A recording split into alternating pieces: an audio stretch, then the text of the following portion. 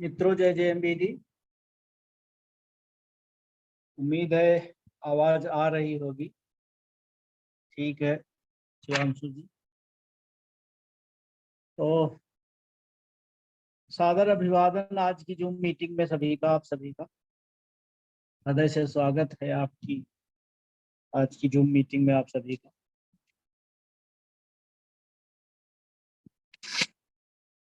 मित्रों, परिचय रुद्रशिव मिश्रा नाम है मेरा। सभी ज्यादातर लोग जानते ही हैं जो जूम मीटिंग में जुड़ते हैं। जो नए व्यक्ति आते हैं उनके लिए एक परिचय का क्रम रहता है, परिचय देना रहता है और इससे अच्छा भी लगता है। एक लोगों को एक सीख मिलती है, एक स्टोरी होती है सभी की अपनी, तो उससे एक सीखने को मिलता है। तो नाम रुद्रशिव मिश्रा, उत्तर प्रदेश की राजधानी लखनऊ में करीब 43 सालों से मैं रह रहा हूँ और हमारा मूल जनपद बगल का ही जिला है रायबरेली। और रायबरेली में भी बहुत एक इंटीरियर इलाका था। अब तो खैर थोड़ा बहुत सुविधाएं बढ़ गई हैं, सड़क भी बन गई है, गांव से बस भी चलती है, हमारे गांव से बस भी चलती है। तो अब उतना इंटीरियर नहीं रहा, ठीक ठाक हो गया है चीजें। तो गंगा किनारे गांव हमारा चकमलिक बीटी। अपने गांव का नाम भी लेना एक गर्व की बात है। हमारी मातृभूमि है, वहां मैं पैदा हुआ।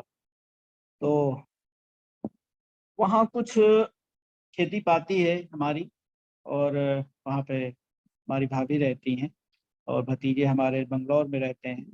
तो वहाँ गांव में आना जाना रहता है। और इधर हाल फिलहाल कुछ एक महीनों में वहाँ पे कुछ बिजनेस भी डेवलप हुआ है अपना। तो अच्छा लगता है गांव जाने में। वैसे भी बिजनेस डेवलप हो या ना हो, अपनी मातृभूमि में रहना वहाँ अच्छा ही लगता है।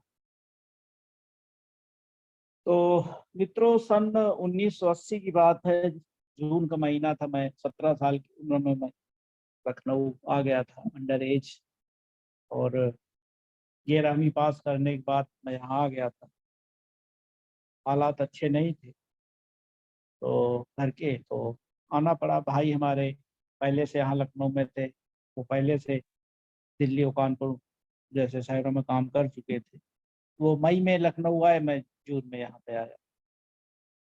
तो अखबारी दुनिया से जुड़ाव था। हमारे मामा के लड़के थे, हमारे भाई भी थे अखबार में, तो हमें भी अखबार में काम करने का मौका मिला। दैनिक जागरण अखबार से अ, हमने 150 रुपये से एक ट्रेनिंग, समझ सकते हैं, क्योंकि अंडर एज नौकरी मिलती नहीं है और एक कंपनी होती है, उसका एक सिस्टम होता है। लेकिन ईश्वर की कृपा थी, दैनिक जागरण मैनेजमेंट का आभारी हूँ कि उन्होंने 17 साल की उम्र में हमें वहाँ मौका दिया। और 1 साल तक ट्रेनिंग पीरियड रहा। एक प्रूफ बॉय पद होता था उस दौर में। हैंड कंपोजिंग हुआ करती थी। तो जो कंपोजिटर लोग होते थे, जो खबरें तैयार करते थे, उनको एक रस्सी में बांध के, क्योंकि वो रांगे के टाइप होते थे छोटे छोटे, तो उनको एक रस्सी में बांध के एक लोहे के टीन टाइप का होता था, उसमें अपना रख के उसका एक प्रूफ निकाला जाता था इंक लगा के। तो वो हमारा काम था प्रूफ बॉय का। और 150 रुपये से एक शुरुआत हुई थी। उस दौर में वो 150 रुपये भी काफी हुआ करते थे। आज तो किसी के पास 1.5 लाख भी है तो भी कम ही लगता है, क्योंकि आजकल का रहन सहन, सबके रहन सहन में बहुत जमीन आसमान का फर्क पड़ गया। तो मित्रों, यहाँ पे दैनिक जागरण में ही हमें कंप्यूटर सीखने का मौका मिला। उस दौर में एक पहली कॉमसेट मशीन आई थी दैनिक जागरण में। किसी अखबार में नहीं थी, यूपी में तो नहीं थी, नॉर्थ इंडिया में, दिल्ली में रही होंगी, लेकिन यूपी में पहली मशीन वहाँ पे लगी।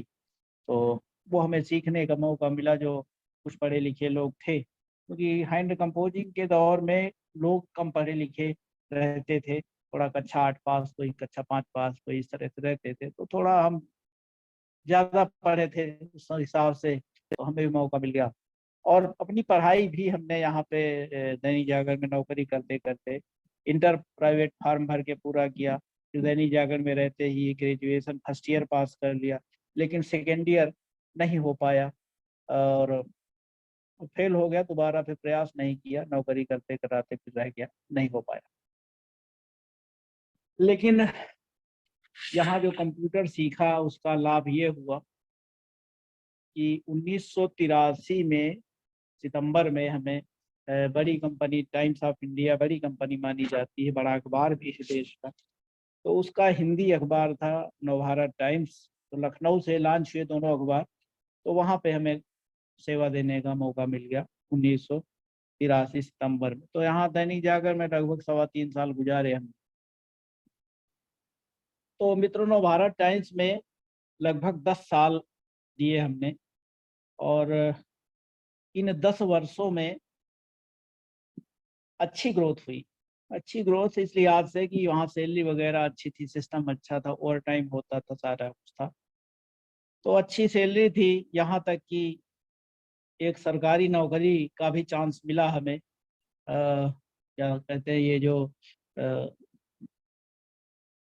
सरकारी प्रेस होते हैं जो, जिनमें अपने ये पेपर वगैरह छपते हैं, तो सरकारी कागज छपते हैं, तो उसमें एक चांस मिला था। तो वो भी लापरवाही कह सकते हैं, या ये जो यहाँ पे सैलरी मिलती थी उस हिसाब से उसको गंवा दे छोड़ दी।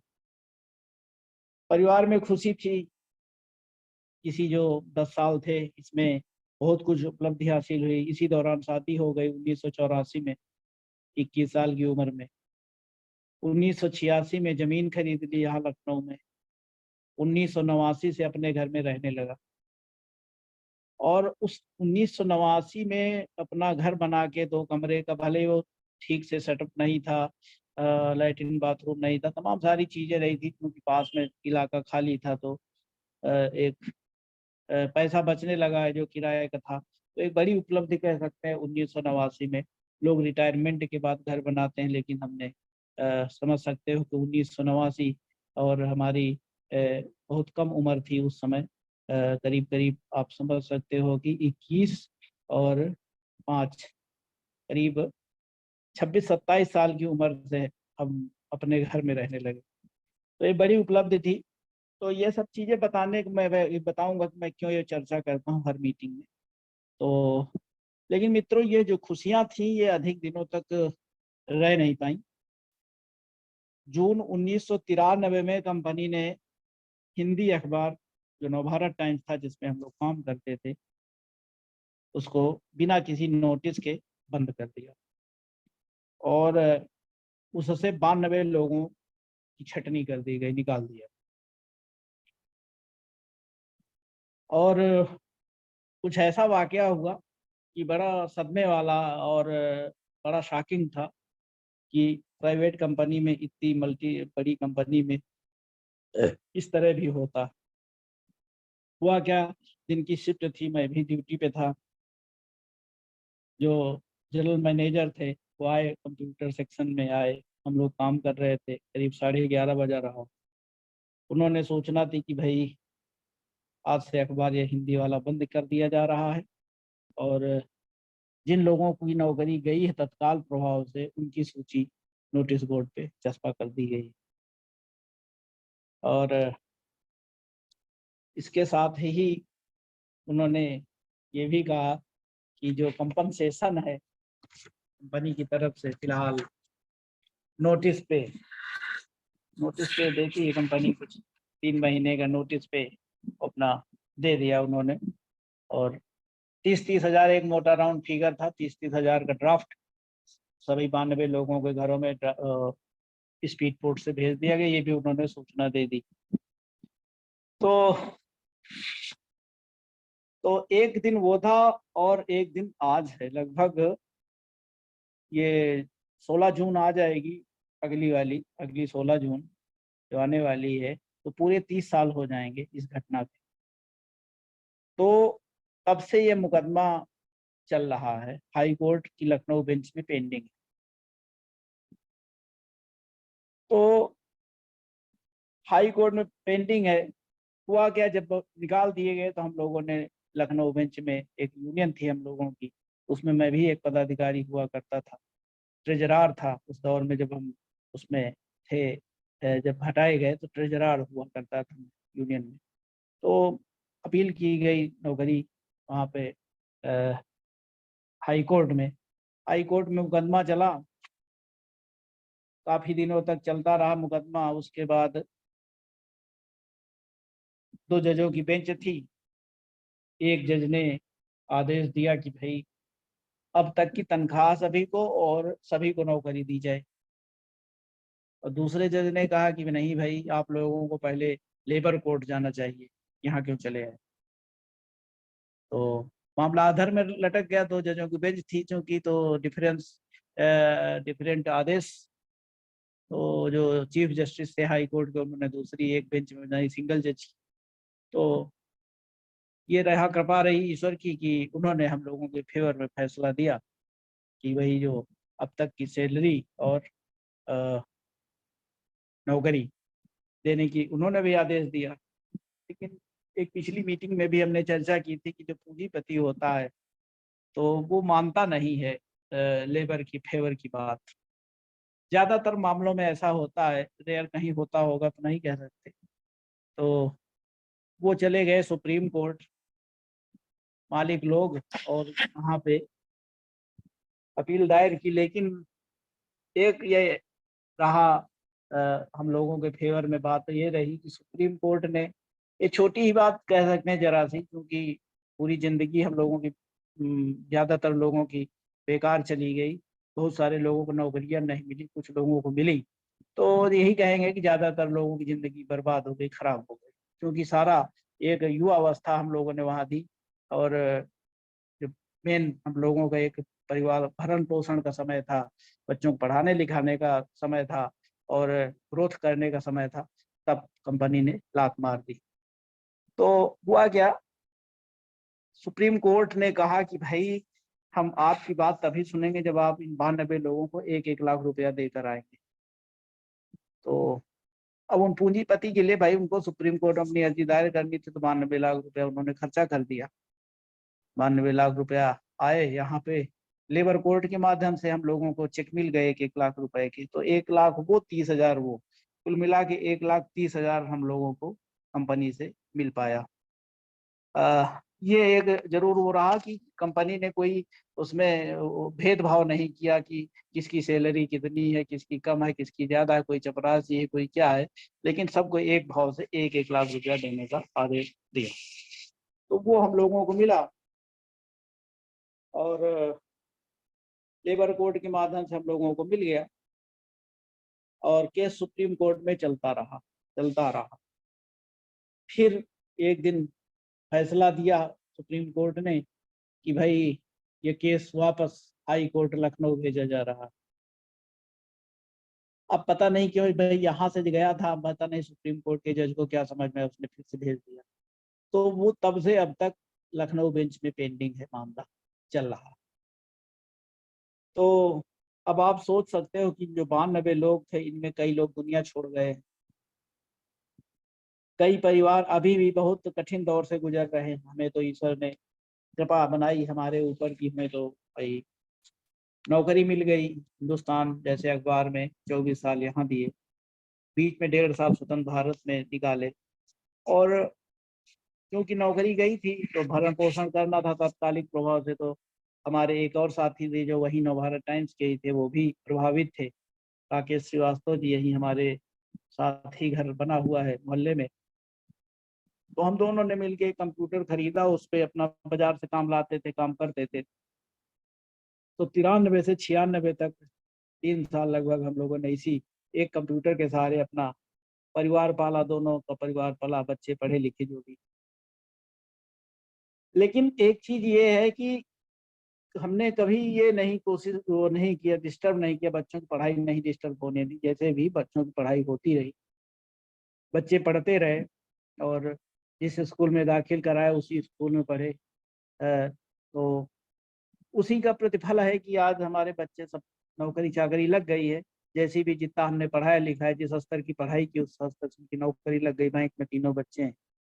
ईश्वर की कृपा से बड़ी बिटिया कनाडा जा रही है, कल रात में उसकी फ्लाइट है, कल चली जाएगी। हमने उसकी फोटो भी शेयर की थी आप सभी का उसके लिए शुभकामनाएं, आशीर्वाद की आकांक्षा है आप सभी से। तो मित्रों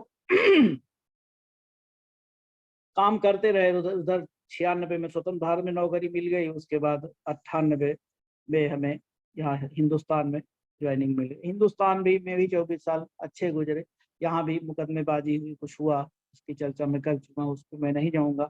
लेकिन यहाँ एक अच्छा सम्मान मिला हमें, कंपनी ने ब्यूरो चीफ बनाया रहे सीतापुर और श्रावस्ती का।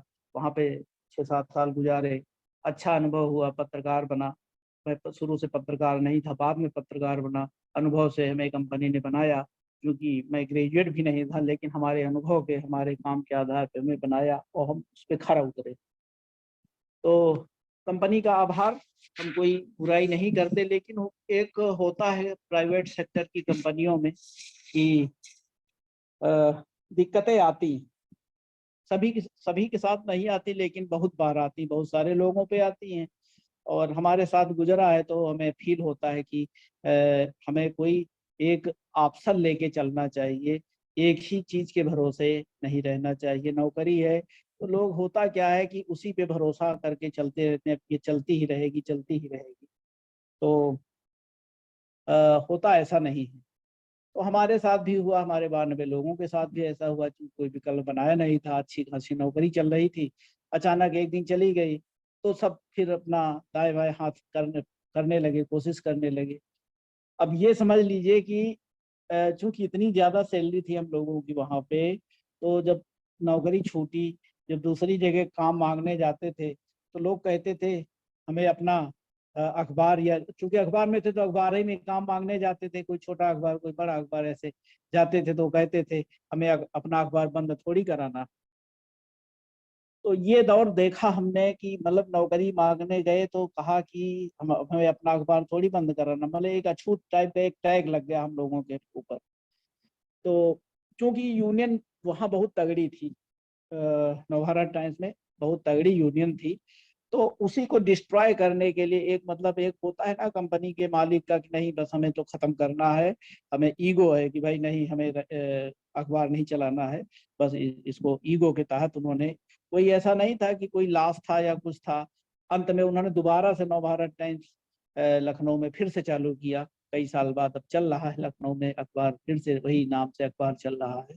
तो वो ईगो होता है कंपनी का, हर्ट होता है, तो भाई हम लोगों ने बहुत बार कई सारे बड़े बड़े मुकदमे जीत लिए, सुप्रीम कोर्ट तक से अपने वेज बोर्ड की लड़ाई जीत ली। तो वो उनको ईगो था कंपनी के मालिकों का, तो उसके चलते उन्होंने उसको बंद किया। और ज्यादातर जो लीडर थे, जो और भाई लीडर, हम भी लीडर थे, और सारे 92 लोग थोड़े अगुआ थे, लेकिन यूनियन में तो सभी की भागीदारी होती थी, तो 92 लोग अपना उसी में निपट गए। तो निजी क्षेत्र में अस्थिरता बहुत है,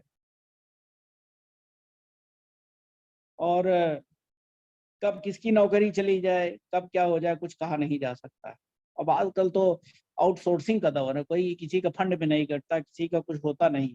आउटसोर्सिंग, बड़ी बड़ी कंपनियां आउटसोर्सिंग में रख लेती, थर्ड पार्टी को पैसा पेमेंट करती, थर्ड पार्टी कमीशन लेके आपको एक उसमें आपका अगर 20,000 सैलरी तय हुई है, तो आपको 5,000 कंपनी ले लेगी वो बीच वाली, और 15,000 आपको मिलेगा, आपको 12 घंटे काम भी करना पड़ेगा।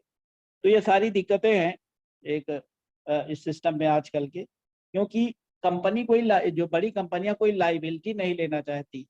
मान लीजिए आपके यहाँ 1,000 कर्मचारी, तो बस कुछ लोगों को रोल पे रखेंगी, बाकी लोगों को आउटसोर्सिंग में रख देंगी, ये खाना पूर्ति चलती रहती है। तो इतने साल रहे तो ये सब चारी गाँव पे समझ में आए। तो वही मैं चर्चा कर रहा हूँ, ये चर्चा इसलिए भी करता हूँ हर बार कि अगर आप एक साधन बना के चलते हैं कि आप 10,000 की नौकरी कर रहे हैं, कल को किसी ने मना कर दिया कि नहीं कल से मत आना भैया, या उसी दिन सेम डे, जैसे हम लोगों को वापस कर दिया सेम डे, तो आपके पास एक ऑप्शन होना चाहिए, कम से कम आपके बच्चे प्रभावित नहीं होने चाहिए, उनकी पढ़ाई प्रभावित नहीं होने चाहिए, उनको नहीं पता चलना चाहिए कुल मिला के कि उनके पापा के साथ, उनकी नौकरी के साथ क्या हुआ। तो इसीलिए ये नेटवर्क सिस्टम अब डेवलप हुआ, उस दौर में उतना नहीं था ही नहीं, और रहा भी होगा तो हमें जानकारी नहीं थी, इंडिया में उस दौर में तो नहीं था, 93 में, उसके बाद ही हमें लगता है आया सिस्टम। तो कुल मिला के जो छोटी कंपनियां हैं बड़ी कंपनी जिसमें हम लोग जैसे काम करते हैं, तो उससे तो अच्छा है कि भाई एक परचून की दुकान होती है। परचून की दुकान, इसलिए मैं इसका उदाहरण देता हूँ कि जैसे कोई एक कर्मचारी परचून की दुकान में काम करता है, दिन भर काम किया, तो उसके मालिक ने कहा भैया कल से मत आना, ठीक है। उसको या तो जरूरत नहीं या उसका खरा काम पसंद नहीं, जो भी चीज, उसने मना कर दिया भाई कल से मत आना। तो हम लोगों की तरह नहीं कि भैया दिन दहाड़े दिन में आए, जनरल मैनेजर कहा भाई आप लोगों की नौकरी खत्म। तो बहुत सदमे वाली बात थी। बहरहाल, लेकिन इन सब के बाद भी आ, होता क्या है कि ज्यादातर युवा, क्योंकि हम लोगों की शिक्षा ऐसी है, हम लोगों की शिक्षा व्यवस्था ऐसी है कि वो कोई रोजगार ओरिएंटेड नहीं है। कोई हम अपना स्वरोजगार नहीं चला सकते, कोई अपना काम नहीं बना सकते हैं, बस नौकरी के पीछे भागते हैं। और जो जैसा अस्थाना जी बताते भी हैं कि वो जो पढ़ाई लिखाई होती है उसका क्या उपयोग होता है नौकरी में या किसी चीज में, सारे लोग समझाते हैं। तो मित्रों, होता क्या कि भाई नौकरी के पीछे भागते हैं, लोग सोचते हैं कि भले ही 10,000 की नौकरी मिल जाए, 8,000 की मिल जाए, 6,000 की मिल जाए। अब बताइए 6,000 की नौकरी का मतलब क्या है? 200 रुपये रोज का हुआ, 200 रुपये एक दिहाड़ी मजदूर को भी उससे ज्यादा मिलता है। लेकिन जो नौकरी का चस्का लगता है किसी को कि हाँ 8-10 घंटे जाएंगे, कपड़ा पैंट राजा बाबू बन के बैठे रहेंगे वहां पे, और लौट के चले आएंगे, 6,000 मिल जाएगा। 6,000 में तो आजकल एक आदमी का खर्चा नहीं होता। लेकिन आप देखोगे ग्रामीण क्षेत्रों में, कस्बों में, या जो डिस्ट्रिक्ट लेवल के शहर हैं, वहां पे न जाने कितने लोग इतने इतने या इससे भी कम पैसे में काम करते आपको मिलेंगे। लेकिन अगर उनको कहोगे कि ये नेटवर्किंग काम है, आपको ये प्रोडक्ट बेचना है, ये बताना है या लोगों को सिखाना है, उस वो उनकी समझ में नहीं आएगा। क्योंकि उसमें चाहिए उनको पेशेंस चाहिए, समझाने के लिए उसमें तुरंत तो आने नहीं लगेगा। तो आदमी को धैर्य नहीं है, धीरज नहीं है। वो चाहता है कि बस आज ही डालो पैसा, कल ही हमारे पास खजाना आ जाए। तो ऐसा होता कहाँ है, किसी भी उसमें नहीं है, किसी भी सिस्टम में नहीं। फिर ये तो हमारा एक बिजनेस है, बिजनेस कहाँ, आप दुकान खोलते हो तो पता चला 6 महीने आपने चाय की दुकान खोली, 6 महीने उसमें कोई आता कोई नहीं आता, इक्का दुक्का लोग आते हैं। आपने स्टेशनरी की दुकान खोली, किसी चीज की दुकान खोली, पता चला मक्खी मार रहे हैं बैठे 6 महीने साल भर। कभी कभी तो लोग बंद कर देते हैं, नहीं चल पाता। तो पेशेंस नहीं है लोगों के पास। तो भाई ये बिजनेस है तो स्वाभाविक टाइम लगेगा ना, एक दिन में तो बिजनेस खड़ा नहीं होता। तो ऐसे ही 6-8-10 हजार की जो नौकरी होती, इसके लिए तमाम लोग सिफारिश भी करते हैं, किसी के जान पहचान वाला होता है उससे कहते कहलवा देते हैं, भैया कह दो उनसे मालिक से ये रख ले भैया। तो होता है। अब होता क्या है मित्रों, धीरे धीरे ऑनलाइन मार्केट की ओर लोगों का, खास तौर से युवाओं का रुझान बढ़ रहा है। ऑनलाइन मार्केट से मंगा लेते हैं, लड़कियां हो लड़के हो, उनको कुछ भी चाहिए फट से मोबाइल में अपना ऑर्डर किया, खट से पैकेट आ गया दूसरे तीसरे दिन। तो ये अब चलन बढ़ गया है। गाँव में भी देखते हैं पैकेट पहुंच जाते हैं, गाँव में भी वो डिलीवरी मैन पीछे बड़ा बैग लिए घूमता रहता है। तो अभी तक तो शहरों कस्बों में ही था, अब तो गाँव गाँव सब ये पहुंच रहा है। तो कुल मिला के जो ट्रेडिशनल मार्केट है, ट्रेडिशनल बाजार है, ट्रेडिशनल दुकानें जिससे हम लोग परचेजिंग करते हैं, वो धीरे धीरे उनका वैल्यू कम होती जाएगी। वहाँ जो लोग काम करते हैं वो भी कम होते जाएंगे, क्योंकि जब लोग माल से खरीदेंगे, ऑनलाइन से ही खरीदेंगे, तो फिर वो इतने कर्मचारी, इतना बड़ा शोरूम करके क्या करेंगे। तो ये अभी तो चलेगा, लेकिन निकट भविष्य उनका बहुत उज्जवल हमें तो नहीं दिखता है। अब फिर कुछ नया सिस्टम आ जाए तो बात नहीं कह सकते। तो मित्रों, रोजगार और धनार्जन का सबसे भरोसेमंद और मजबूत आधार नेटवर्क मार्केट ही है। आज के समय में वही हमें एक अच्छे मुकाम पर पहुंचा सकता है। खासतौर से जेएमबीडी बिजनेस इस दिशा में मील का पत्थर साबित होने जा रहा है। उसके लिए जैसे जिस तेज गति से लोग इससे जुड़ रहे हैं, जिस गति से लोग अचीवमेंट हासिल कर रहे हैं, वो ये साबित करने के लिए काफी है। मित्रों, जो आज का विषय हमने लिया था कि बिजनेस के प्रति बिना शर्त समर्पण। कभी कभी होता है क्या है कि विचलित हो जाते हैं हम लोग, हम भी विचलित हो जाते हैं। तो जब तक हम पूरी तरह से समर्पित नहीं होंगे, इसमें इफर्ट नहीं लगाएंगे, तब तक हम कुछ हासिल नहीं कर पाएंगे। ऐसे ही विचलित होते रहेंगे और भटकते रहेंगे बीच बीच में। तो हमें इस भटकाव से बचना है और हमें 100% समर्पित होना है कंपनी के प्रति।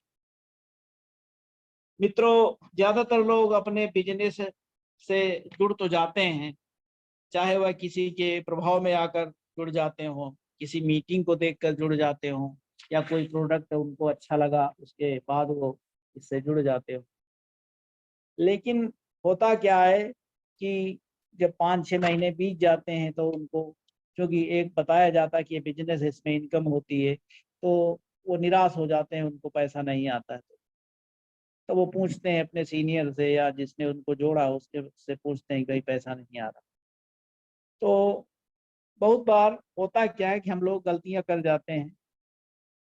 हम सारे लोगों से होती होगी, हमसे तो हो ही जाती है। इसलिए मैं कहता हूँ कि गलतियों से तात्पर्य यह है कि किसी व्यक्ति को इस सिस्टम में लाते समय हम वो सारी बातें नहीं बता पाते हैं जो हमें बतानी चाहिए, सिस्टम प्लान और कैसे काम करना है, पेशेंस कैसे रखना है, सारी चीजें। तो मित्रों, कई बार कुछ चीजों पर विश्वास नहीं होता कि ऐसा कैसे हो गया या ऐसा क्यों कर दिया गया। तो कंपनी चलाना आसान नहीं होता है।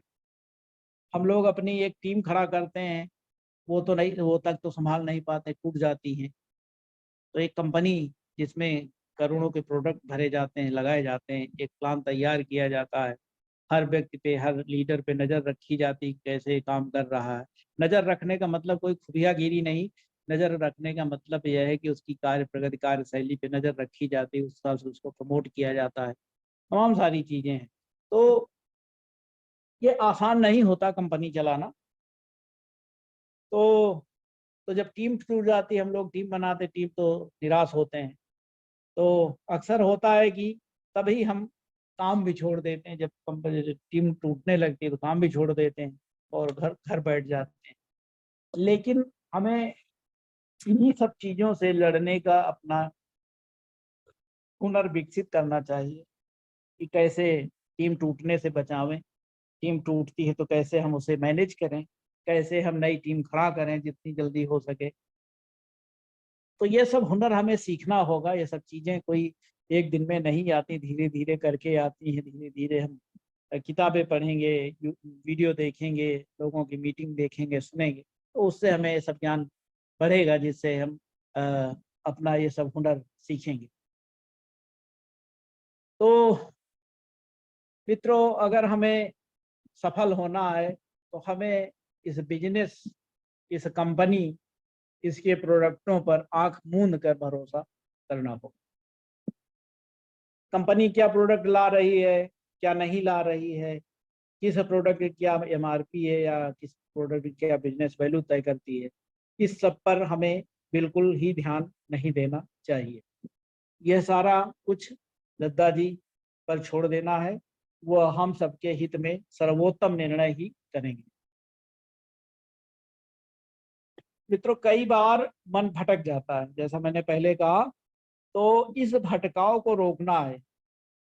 अगर भटकाव नहीं रुका तो मुश्किल आएगी। मैं तो अपने को बहुत ही खुशनसीब समझता हूँ, इसलिए क्योंकि कंपनी हमारे पास में है, क्योंकि हमें संभालने के लिए आदरणीय दत्ता जी का सानिध्य मिलता है, आदरणीय पंकज सर का लगातार साथ मिलता है, और ओम सर और रमेश सर जैसे संस्थापक सदस्यों की सलाह मिलती है, बात होती है। तो उससे मैं बहुत अभिभूत होता हूँ और बहुत गौरवान्वित महसूस करता हूँ, और बहुत अपने को एनर्जेटिक महसूस करता हूँ कि हाँ, अच्छा। लेकिन होता क्या है कि जो पूरी बातें मैं बोल जाता हूँ या बोलता हूँ, वो पूरी तरह से लागू नहीं कर पाता हूँ, ये थोड़ा सा अभी कमी है। तो उसको मैं धीरे धीरे दूर करने का प्रयास कर रहा हूँ।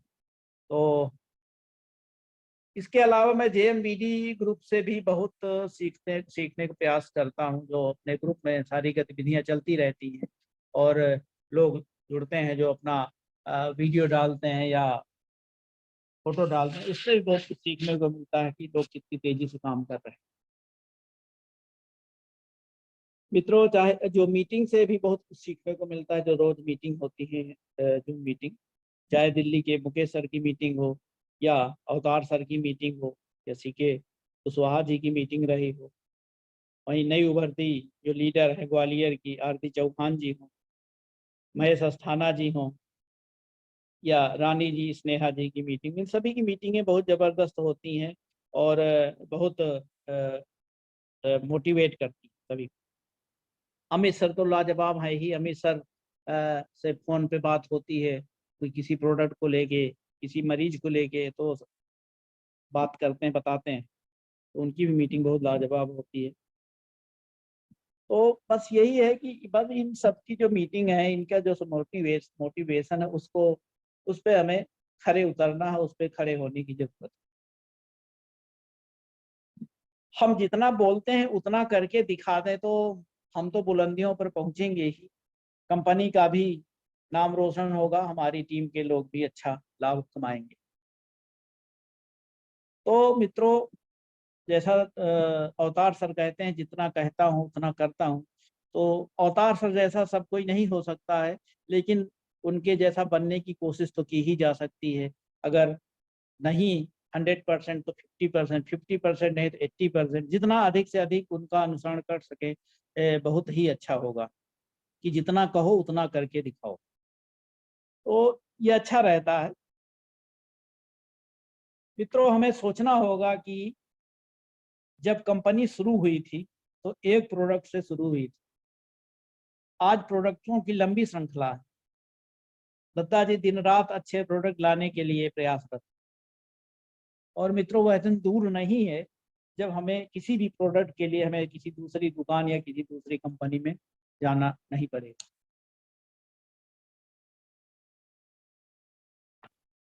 मित्रों, बिजनेस क्लोजिंग में सिर्फ 7 दिन रह गए हैं और सभी साथी पूरा जोर लगा ही रहे हैं। अंतिम ओवरों का मैच बचा है, बाउंड्री फैली हुई है, बस हमें चौके छक्के लगाने, ताकि 23 अप्रैल को हम में से अधिकतर लोग एक नए अचीवमेंट के साथ दिल्ली में स्टेज पर उपस्थित हो सके। मित्रों, हमें बचे हुए दिनों में अधिक से अधिक बिजनेस वैल्यू जनरेट करना और कराना है, ताकि जो हमारे एनिवर्सरी पुरस्कार हैं उनमें भी हमारी हिस्सेदारी हो सके, अधिक से अधिक, ज़्यादा से ज़्यादा प्राइज हम हासिल कर सकें और इन बचे हुए दिनों में हम ज़्यादा से ज़्यादा लोगों का बिजनेस वैल्यू बढ़वावें और अच्छे लेवल पे लोगों को पहुंचावें। और मैं भी रॉयल्टी के लिए प्रयासरत हूँ। कुछ काम शेष है, उसके लिए पूरा करना है, वो पूरा होने की उम्मीद है पूरी। तो मैं भी एक अच्छे अचीवमेंट के साथ दिल्ली में उपस्थित हूँगा आप सबकी शुभकामनाओं के साथ में। और मित्रों, अपना बिजनेस टिके रहने का बिजनेस है और जो हमने बताया कि समर्पण, अनकंडीशनल समर्पण, बिना शर्त समर्पण, तो टिके रहना है और अगर टिके रहें तो जरूर सफल होंगे। अवतार सर का उदाहरण हम सबके सामने है। अवतार सर ही क्या, और तमाम सारे लीडर्स हैं। अवतार सर 10 साल से लगे हुए हैं और बहुत से साथी बाकी काफी समय से लगे हुए हैं। तो जो लगे हुए हैं वही सफल हो रहे हैं। लेकिन 10 साल में कंपनी के कंधे से कंधा मिलाया अवतार सर ने, मिलाकर चले। और इसी टिके रहने की बदौलत और एक्टिव रहने की बदौलत, खास तौर से एक्टिव, टिके रहना तो एक चीज है ही, और एक्टिव रहना साथ में, ये बड़ी बात। एक्टिव रहने की बदौलत और कंपनी पर और दद्दा जी पर बिना शर्त विश्वास बनाए रखने की बदौलत करोड़पति बने, जिसका पिछले साल 24 जुलाई को लखनऊ में समारोह हुआ ही था, सबने देखा ही। उन्होंने वहाँ एक बड़ी लकीर खींची, और उससे भी बड़ी लकीर अब खींचने वाले हैं दिल्ली के समारोह में। तो अब वह कंपनी के 10 साल पूरा होने पर 10 लाख का चेक लेने वाले हैं दिल्ली के सेमिनार में। साथ ही कई सारे लोगों को लखपति बना के भी लाने वाले हैं, जैसा उन्होंने हमें पिछली मीटिंग से पहले बताया था। पिछली मीटिंग में नहीं दे पाया, ओम सर ने दी, उनका बहुत बहुत आभार। बहुत अच्छी मीटिंग दी थी ओम सर ने। ओम सर तो वैसे भी लाजवाब हैं, बहुत अच्छी मीटिंग देते हैं, बहुत अच्छा मोटिवेट करते हैं सभी लोगों को। जहाँ जाते हैं वहाँ ज्वाइनिंग की झड़ी लग जाती है, लखपतियों की लाइन लग जाती है। तो बहुत अच्छा रहता है ओम सर का सानिध्य। ओम सर जहाँ भी जाते हैं अच्छा काम होता है। तो सौभाग्यशाली हुए लोग जहाँ पे वो जाके काम कर रहे हैं। तो अवतार सर को जो उपलब्धि मिली एक दिन में नहीं मिली, बस टिके रहने से मिली, लगे रहने से। टिके रहे, विश्वास उनका बना रहा कंपनी पे, दद्दा जी पे, प्रोडक्टों पे। जैसा अवतार सर कहते हैं, शुरू में प्रोडक्ट भी उतनी क्वालिटी अच्छी नहीं थी, लेकिन वो लगे रहे, बताते रहे। तो हम लोग तो होता है क्या, अभी भी प्रोडक्ट आते हैं, कोई आ गया नहीं तो उसमें अच्छा नहीं लगा तो कह देते हैं दद्दा जी से या पंकज सर से, भाई ये प्रोडक्ट उतना तो अच्छा नहीं। तो इसको मैं पर्सनली उसमें बता देता हूँ भाई, क्योंकि कंपनी है उस हिसाब से अपना जो भी सुधार करना चाहे तो कर सकती है। लेकिन वो भी हमें नहीं शिकायत करनी चाहिए, क्योंकि वो खुद देखते हैं चीज़ों को। तो यह सब एक दिन में नहीं हुआ। अवतार सर की जो उपलब्धियां हैं एक दिन की नहीं, ये विश्वास और लगातार लगे रहने, लगातार काम करते रहने के चलते हुआ है। मित्रों, विश्वास बनाए रखने के साथ ही हमें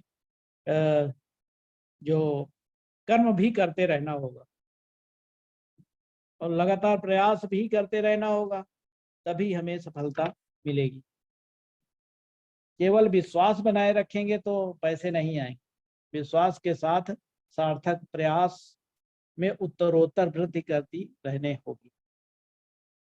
हमें लगातार अपने बिजनेस की बारीकियों को सीखना होगा, और जो कमियां उभर के आती हैं, हमें अक्सर हो जाती कमियां, उन पे अपने सीनियर से, अपने अपलाइन से चर्चा करके उन्हें दूर करना होगा।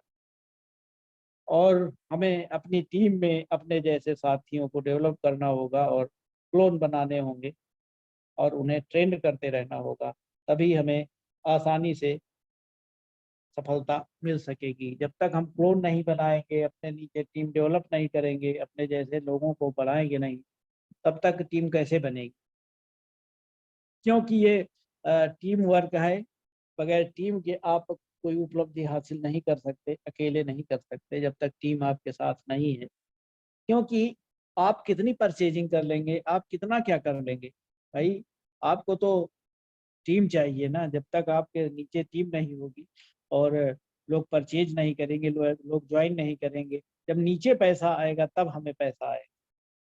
यही सिस्टम है, क्योंकि नीचे से ऊपर पैसा आता, ऊपर से नीचे पैसा नहीं जाता, नीचे से ऊपर पैसा आता।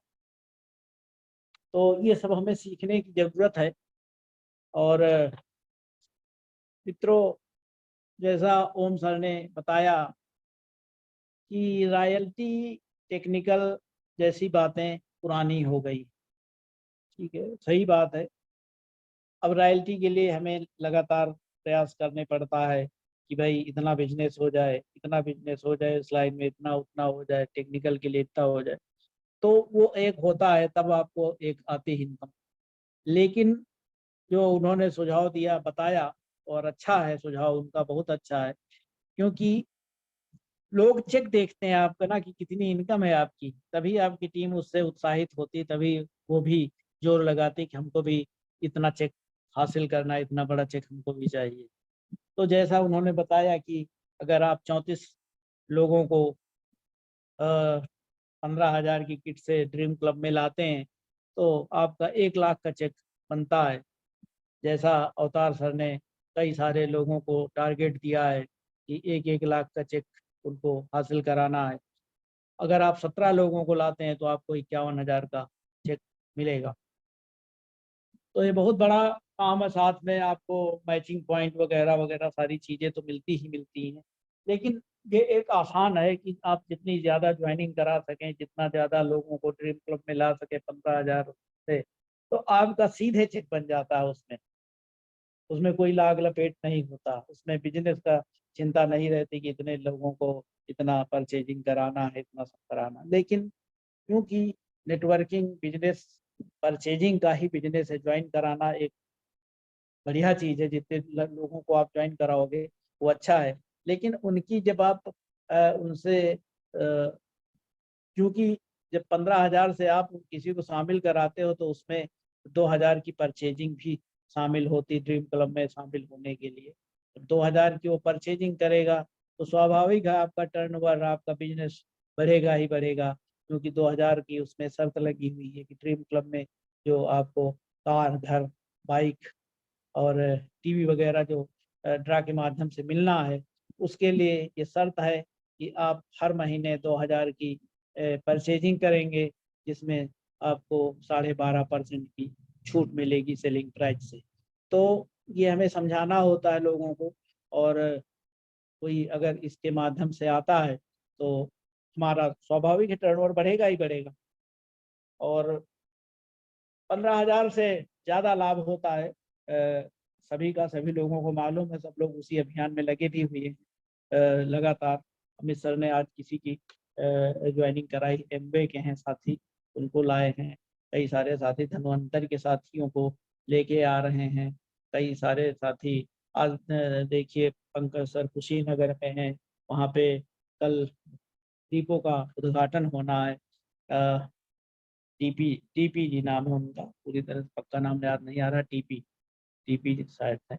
तो उनको हमारी तरफ से हार्दिक शुभकामनाएं, और पूरी टीम को बहुत बहुत बधाई। कुशीनगर में बिजनेस डेवलप हो रहा है, बढ़िया काम हो रहा है, बहुत अच्छा लग रहा है।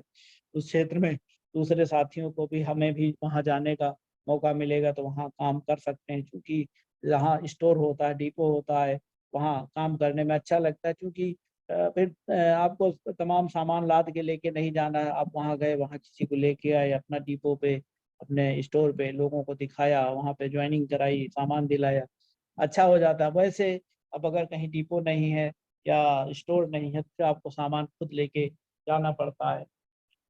जैसा कि अलका मैम करती थी, ग्वालियर जाती थी बस से, ट्रेन से सामान लाद के ले जाती थी, जैसा मैं अभी करता हूँ। भाई रायबरेली जाता हूँ और श्रावस्ती जाता हूँ, सीतापुर जाता हूँ, जहाँ भी जाता हूँ बाइक से जाता हूँ।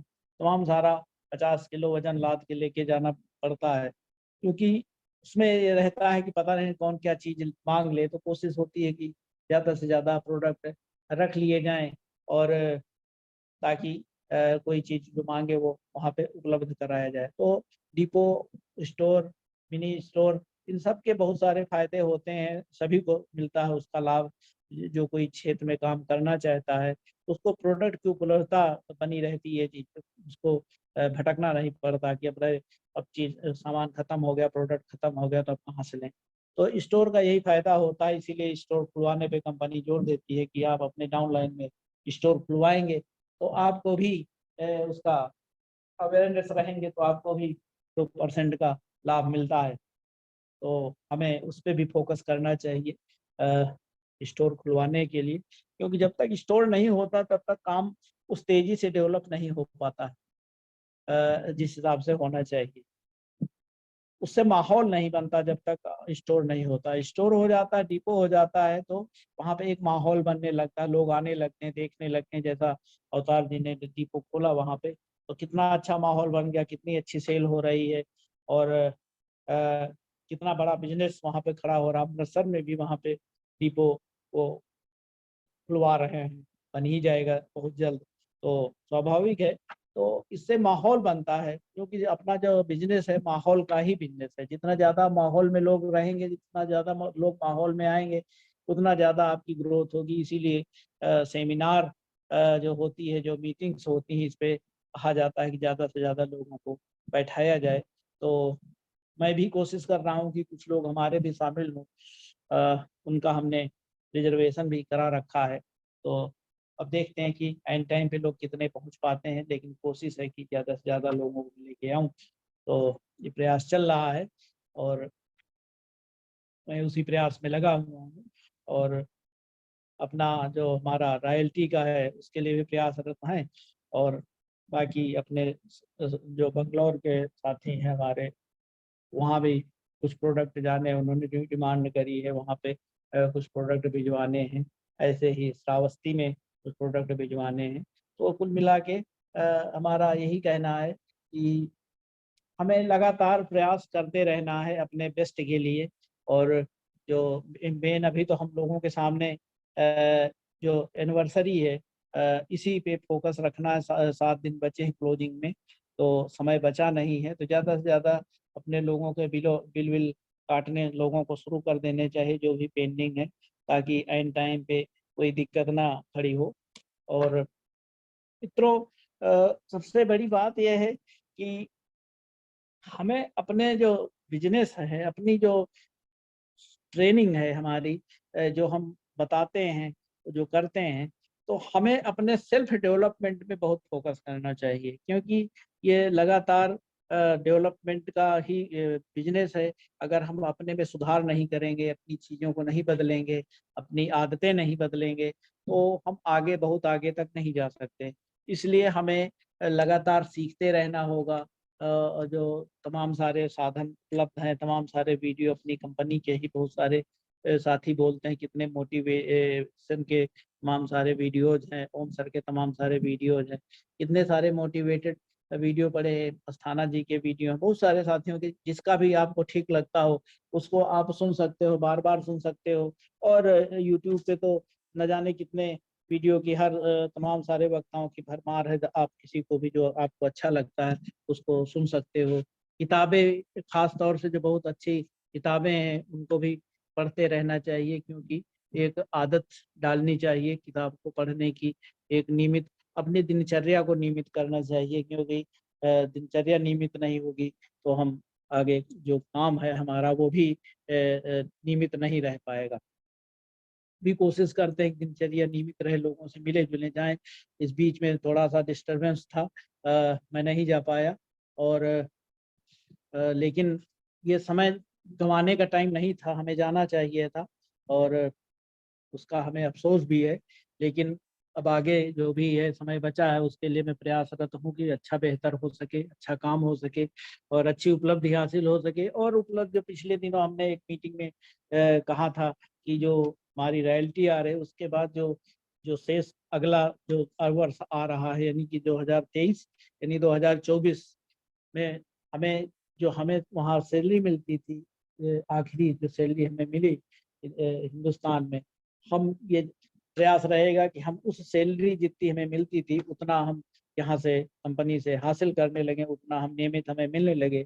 तो एक बहुत बड़ी खुशी की बात होगी कि हम 2-2.5 साल में 3 साल में 2.5 से 3 साल में हम उस लेवल तक पहुँच गए जो हमें वहाँ कंपनी में एक मिलता था, जहाँ पे हमने 24 साल सेवाएं दी। और यहाँ हमने 2-2.5 साल में भले हमारी आईडी पहले से लगी थी, लेकिन जो मेहनत की वो तो इधर ही की है, रिटायरमेंट के बाद ही की है। पहले तो उतनी ज़्यादा कोई मेहनत की नहीं, केवल ज्वाइनिंग ही थी, जो मैं प्रोडक्ट ही लेता था। लेकिन अगर इतने कम समय में हमें वो उपलब्धि हासिल हो जाएगी तो एक बहुत बड़ी उपलब्धि हासिल होगी। और अ, सभी का जो सहयोग मिलता हमारी टीम में, उन सभी का मैं आभार व्यक्त करना चाहता हूँ, चाहे बंगलौर के लोग हों, चाहे श्रावस्ती के लोग हों, चाहे रायबरेली के लोग हों, क्योंकि सभी से बहुत अच्छा सहयोग मिल रहा है। और हमें लगता है कि ये टीम और डेवलप होगी तो निश्चित रूप से हमारी टीम के भी लोग रॉयल्टी बनेंगे, टेक्निकल बनेंगे और अच्छी अच्छी उपलब्धि हासिल होगी और अच्छी ज्वाइनिंग होगी, तो और उन लोगों को भी बहुत अच्छा लाभ मिलेगा। मित्रों, जो हमने अपना टारगेट तय किया है उस पर हम जरूर पहुंचेंगे और ऐसे ही जो बाकी हमारी टीम के सदस्य हैं वो भी पहुंचेंगे। और मित्रों, जो अ, बातें थी आज की, मैं यहीं पे ख़त्म करूंगा। आज टाइम अभी 6 मिनट बकाया है, लेकिन और ज़्यादा मैं नहीं बोलूँगा। और सभी मित्रों का मैं धन्यवाद करना चाहूँगा जो आज मीटिंग में जुड़े और हमें सुना इतनी देर तक। तो सभी का बहुत बहुत आभार, धन्यवाद और जय जय एमबीडी।